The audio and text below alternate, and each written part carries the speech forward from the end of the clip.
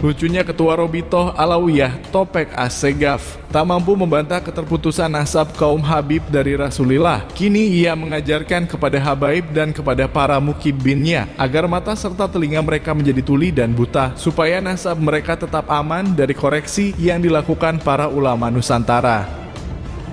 Adapun apa yang dikomentari manusia, diomongkan manusia, kabar-kabar yang sampai ke telinga kita ini semuanya membuat hati kita ini semakin keruh, kacau, semakin sumpah. Lebih baik manusia di akhir zaman ini sebetulnya tuli dan buta.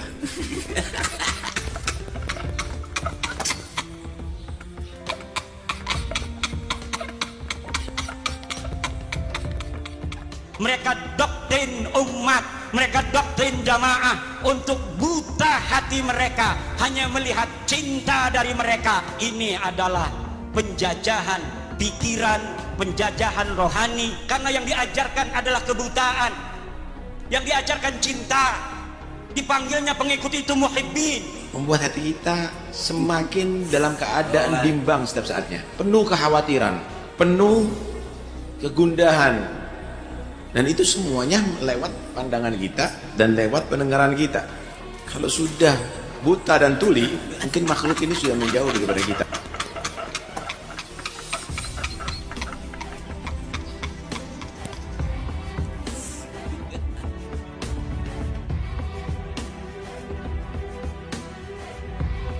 Ada-ada saja kelakuan Ketua Robitoh Alawiyah Topek Assegaf setelah narasi suara kentut dan juga suara jangkrik yang pernah ia lontarkan, ternyata tak mampu membendung suara umat Islam bangsa pribumi Nusantara untuk tetap menuntut kebenaran nasab mereka yang mengklaim sebagai Zuriyah Rasulillah. Kini muncul lagi doktrin super lucu dari dia yang sepertinya adalah wujud dari keputusasaan golongan mereka, sehingga doktrin dari Topek Assegaf kini meminta supaya kaum Habib serta para budak-budaknya agar menutup mata dan juga telinga mereka, menjadi tuli dan buta agar mengabaikan suara umat Islam bangsa Nusantara yang sedang gencar-gencarnya membongkar segala macam kejahatan yang pernah dilakukan oleh golongannya. Dalam pandangan kita, ada yang menarik dari doktrin Topek Assegaf Ketua Robitoh Alawiyah agar menjadi tuli dan buta, karena itu adalah doktrin yang ditujukan kepada kaum Habib sekaligus juga kepada para mukibin mereka.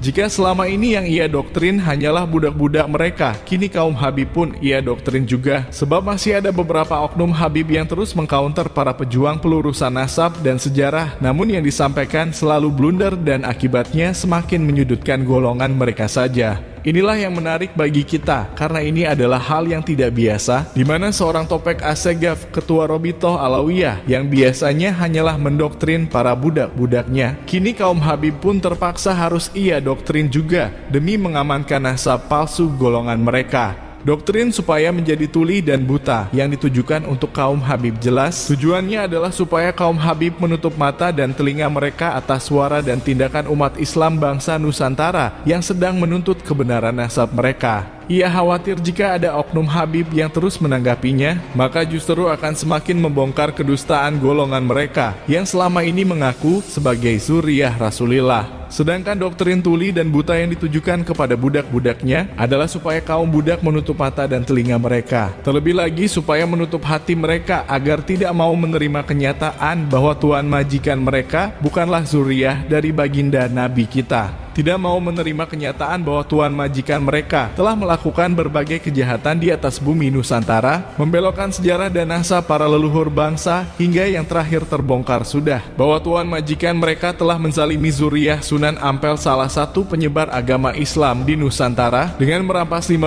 hektar bumi Ampel yang mereka semua sesungguhnya sama sekali tidak ada hak untuk tinggal di sana. Benar apa yang dikatakan oleh Kiai Haji Imaduddin Usman dalam ceramahnya, bahwa kaum Habib hanyalah mengajarkan cinta buta kepada para budaknya, sehingga kaum budak tertutup hatinya, tidak bisa menerima kenyataan yang sangat jelas ada di depan mata, bahwa tuan majikan mereka telah melakukan berbagai kejahatan besar di atas bumi Nusantara. Jika kita mau berpikir waras menggunakan kejernihan nalar kita, maka sudah pasti nurani kita akan berkata dengan sendirinya. Seandainya benar kaum Habib memiliki hati yang bersih dan mulia, sudah tentu mereka akan sangat gembira ketika ada orang yang menunjukkan data dan fakta bahwa mereka sesungguhnya bukanlah keturunan dari Rasulullah. Karena sungguh betapa berdosanya mereka yang selalu koar-koar di mana-mana bahwa golongan mereka adalah zuriyah Rasulullah. Namun ternyata mereka semua sama sekali bukan zuriyah. Jika mereka kaum Habib adalah orang yang benar-benar bersih hatinya, tentu saja mereka akan sangat senang dan akan sangat antusias untuk mencari kebenaran bersama-sama tentang apakah benar mereka itu sungguh keturunan dari baginda Nabi kita. Itulah sikap yang seharusnya dimiliki oleh manusia yang berhati bersih dan mulia, bukan malah mencari pembenaran dengan doktrin-doktrin di luar logika, apalagi sengaja menutup mata dan telinga, sengaja pura-pura tuli dan buta demi mempertahankan nasabnya agar tetap diakui sebagai zuriyah Rasulullah oleh umat Islam bangsa Nusantara. Kalau benar bahwa nasab antum semua terputus di Imam Ubaidillah, tidak sampai ke sana. Apakah Anda merasa percaya diri bahwa besok setelah kembali ke akhirat bertemu Rasulullah SAW tidak akan dimarahi, tidak akan dihukum, tidak akan dilaknat oleh Rasulullah SAW karena merasa mengaku mengklaim sebagai cucu Nabi, sementara sudah ditunjukkan, sudah pernah ada data yang menunjukkan bahwa bukan cucu Nabi, tetapi tidak direspon, tetapi tidak ditelisik. Allah alam bisawab, siapa yang akan menyelamatkan antum semua? Alasan apa lagi, argumentasi apa lagi akan dipakai oleh antum semua di hadapan Rasulullah SAW? Karena Rasulullah pasti akan menanyakan, bukankah sudah ada orang yang memberikan tahu, yang telah memberikan informasi kepada kalian semua, kalian bukan cucu saya, mau bilang apa? Karena yang diajarkan adalah kebutaan, yang diajarkan cinta, dipanggilnya pengikut itu muhibbin. Tidak seperti Rasulullah memanggil pengikutnya dengan sebutan ashab. Mereka yang disebut sebagai ashab adalah mereka yang dididik untuk lebih mulia dan lebih pintar dari gurunya. Sementara mereka yang disebut muhibbin hanya dijadikan anak buah yang untuk mengorbankan diri bagi yang dicintainya. Menurut saya lebih selamat, sekali lagi lebih selamat di hadapan Rasulullah SAW, mengakui diri. Lebih selamat berterima kasih kepada Kiai Maduddin Usman dan seluruh ulama yang menyatakan nasab Anda putus dan menghentikan klaim diri sebagai Ahlul Bait. Itu lebih selamat.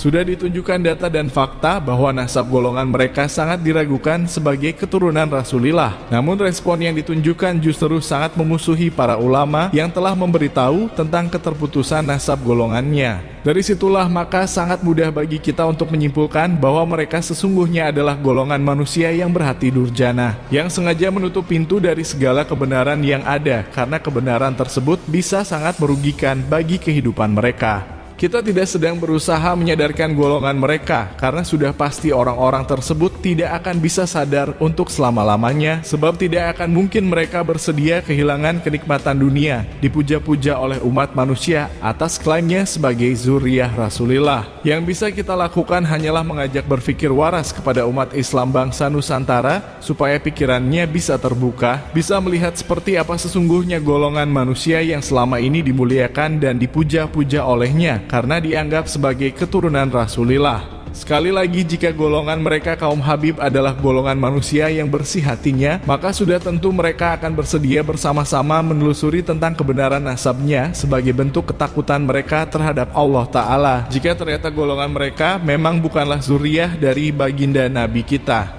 Namun ketika golongan mereka mengabaikan dan bahkan malah berpura-pura tuli dan buta terhadap data dan fakta yang ditunjukkan kepada mereka bahwa golongan mereka tidak terbukti sebagai keturunan Rasulullah, maka kita tidak perlu untuk menjelaskan kepada kalian semua saudara kita bangsa Nusantara, karena sudah pasti dalam hati kita bisa menilai dengan sendirinya tentang bagaimana sesungguhnya watak dan karakter orang-orang dari golongan mereka. Manusia yang sudah merasakan kenikmatan dunia dimuliakan dan dipuja-puja oleh umat manusia sebagai zuriyah Rasulullah. Tentu saja mereka akan mempertahankan kedudukannya dengan segala cara, karena manusia mana yang mau kenikmatan dunia yang selama ini dinikmatinya hilang begitu saja dari tangan mereka. Bahkan kita berani jamin, seandainya golongan mereka tahu dan sadar betul bahwa mereka semua bukanlah keturunan Rasulullah, kita berani jamin mereka semua akan lebih rela berdusta, tetap mengaku sebagai keturunan Rasulullah agar kenikmatan dunia dipuja-puja oleh umat manusia tidak akan pernah hilang dalam kehidupan mereka. Karena itulah kita sebagai bangsa Nusantara yang harus sadar akan itu semua, jangan mudah dibodohi oleh golongan mereka yang hakikatnya adalah golongan manusia yang hanya mengejar kenikmatan dunia saja.